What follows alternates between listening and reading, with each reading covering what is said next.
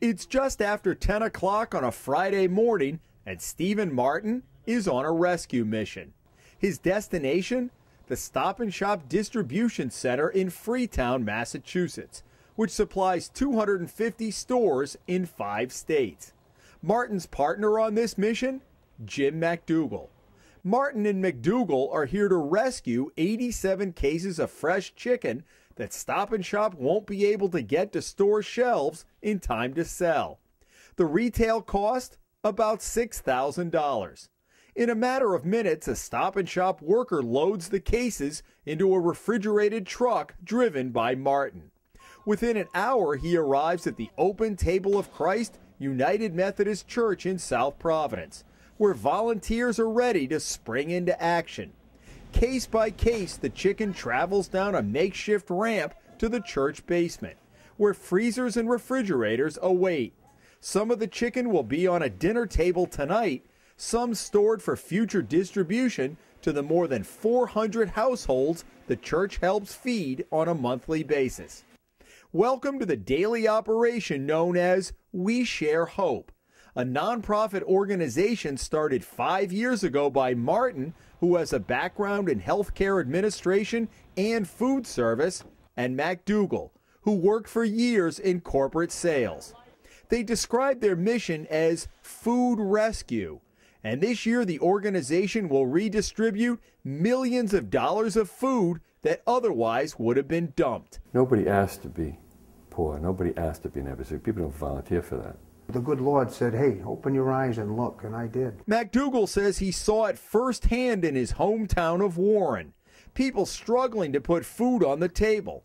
He was volunteering at the time at his parish's food pantry. I was actually taking money out of pocket and going to a Ocean State job lot in Warren and buying discounted food and bringing it to a pantry in Warren, hoping that that would make a difference. And while it did, it certainly didn't address the overwhelming demand, which was increasing back 5.5 years ago. So McDougall, who had taken an early retirement when his wife became sick, eventually dying of cancer, began approaching local companies to see if they'd be willing to donate food nearing its expiration date. Now, whether it's my appearance that exacts sympathy from people, when I look at them and say, can you help us, whether it's basically, and I think more the case, their philanthropic sincerity for mankind, that most cases, the people I talk to and have the pleasure of working with for 5+ years have no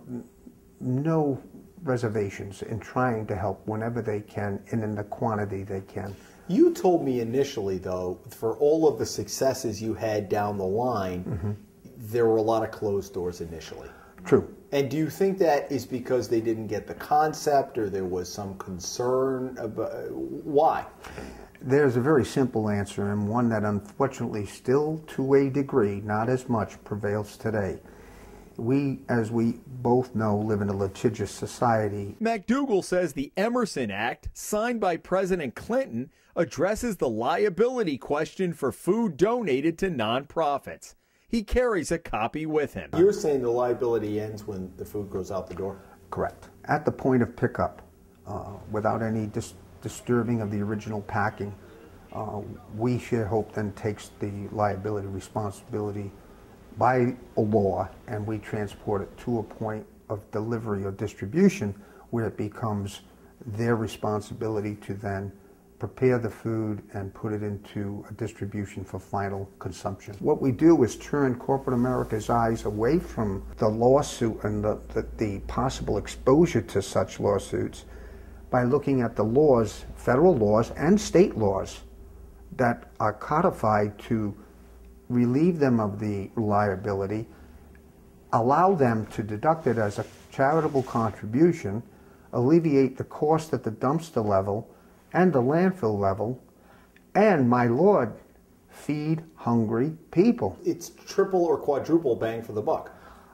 I cannot think of a more successful manner in which to produce food for the hunger challenge than the way Steve and I envisioned this, and that's through rescuing. McDougall describes himself as the hunter-gatherer and Martin the distributor. They operate out of the basement and first floor of this historic home in Warren, which is owned by a trust and provides them space rent-free. Martin likes to describe We Share Hope as a trucking company with an elaborate plan to get the donated food from here to there. Included on MacDougall's list of pickups every week, Blount Fine Foods in Fall River, which regularly donates cases of frozen soups and chowder. Some of it will go back to We Share Hope's freezers in Warren, some of it to this soup kitchen run out of St. Michael's Church in Bristol, a regular recipient of the organization's donated food. But it's not only the large manufacturers providing food. Seven Stars Bakery in Providence donates sandwiches it doesn't sell and in the past had been tossed at the end of the day. These are easily $4 plus sandwiches that nobody would normally get at a shelter. And you got a bag full. And we have 2 bagfuls twice a week, totaling somewhere as many as 250 to 300 sandwiches. Wow. That go out ready to eat. Martin is also tapped into local universities, which he says have a tremendous amount of leftover food every day. At the Dining Service Center in the heart of Brown University's campus, students have solicited their classmates to donate bags full of snacks with leftover money in their food accounts. The university itself makes regular donations of leftover food, which Martin will distribute by the end of the day.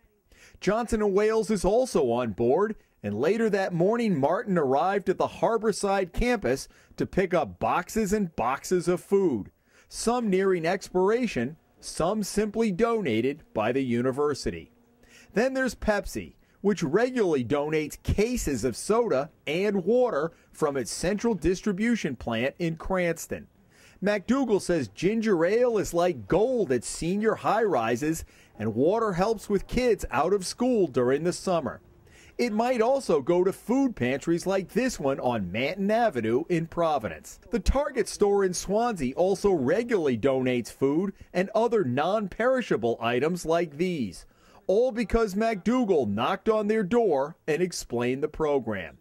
More recently, the Shaw's in Barrington has made weekly donations or more to the effort. All in all, a total of nearly 36 businesses are now on board. And while We Share Hope, as a 501c3 nonprofit organization, receives monetary donations to help pay for truck rentals, gas, and other associated costs, Martin and MacDougall have put a significant amount of their own money into the operation.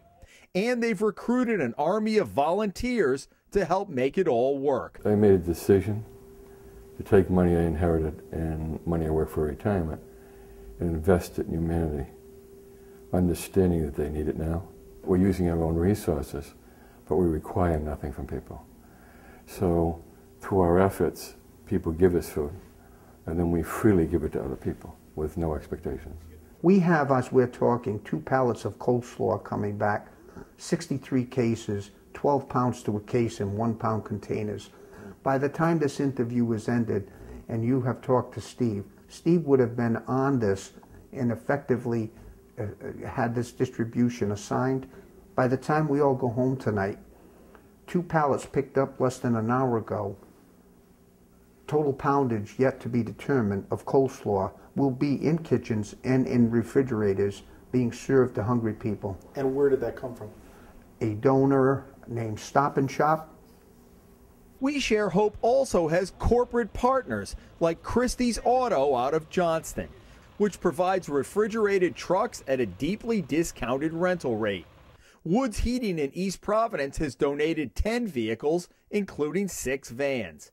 Butler Automotive in East Providence does the service on the vehicles, also at a discounted rate. Also, East Bay Storage, where much of the non-refrigerated food is temporarily stored. It's 5 minutes from Martin's house, and We Share Hope has 24-hour access to the storage space, plus parking for its vehicles. Twice a week, Martin is up early cooking in his own kitchen. On the menu this morning, home fries and eggs, which some supermarkets won't use if even 1 out of the dozen is broken. Martin hard boils them, saying the eggs are a good source of protein and the shelled ones easier to eat for people with dental issues. In his garage are refrigerators full of food ready to go out. And within an hour, what he cooked this morning arrives at a social service agency in Central Falls. Then there's Gold Medal Bakery in Fall River, where hundreds of customers every day come to buy discounted bread. Gold Medal donates an estimated $750,000 worth of items, not only the bread that's nearing expiration, but racks and racks of regular merchandise, because the company sees the impact that We Share Hope is having in the community. Where would the state be today if you hadn't founded this 5 years ago? We're told every day of the week they're surviving because of all the food we're bringing in. It's not only the volume, it's the quality of food. You guys have put in your own resources on this. That's correct. A lot of money. Yes. And I mean, it's an obvious question. You're committed to doing this, but I don't think people understand volunteering their time in retirement. I know Steve's gone into some of his retirement. Nobody expects people to do that to that extent. So why? Why go beyond that line? Why not? Well, why not? Steve's relationship with me has produced a common thread of we truly believe the best investment is not on Wall Street, it's in mankind. And if everybody stepped it up a notch, as it's within their means to do so, this world would be a much easier and less difficult place to live in for all of us. Jim Hummel with the Hummel Spotlight.